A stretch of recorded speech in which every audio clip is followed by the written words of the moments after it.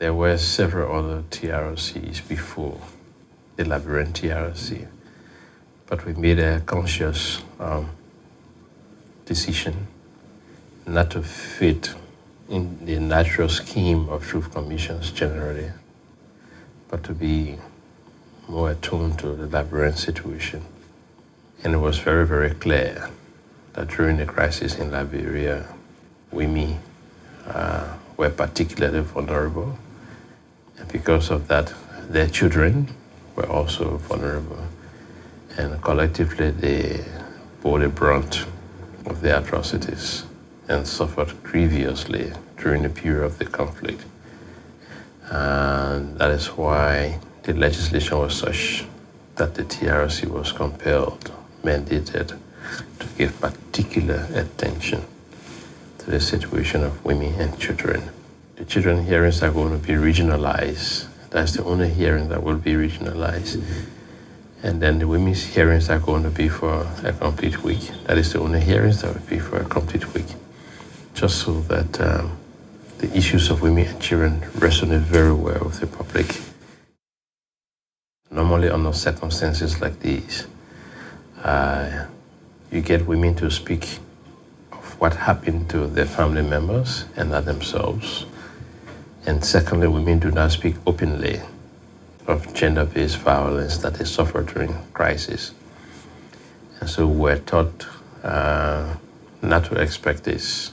Much to our pleasure, our satisfaction, women came out in unexpected whole numbers and gave their testimonies, speaking of their personal experiences, that is in the diaspora as well as here in Liberia, speaking without any shame, without any fear of violence committed against them persons because of their sex or their gender. The first time I broke down during the hearings was during a woman's testimony. I've always tried to be strong, I've always been strong, but there is a human part of all of us.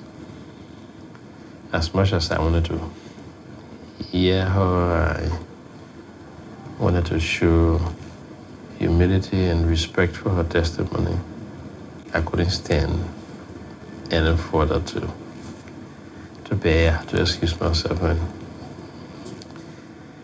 for at least 10 minutes before I reorganized myself and returned to the hearings. I mean, it was despicable. You can rationalize what was happening. What the war does, it takes away from you hope. You become less concerned about the future because there's no future. You live for today. That's what I saw in the eyes and out of the passion of a lot of Liberian women.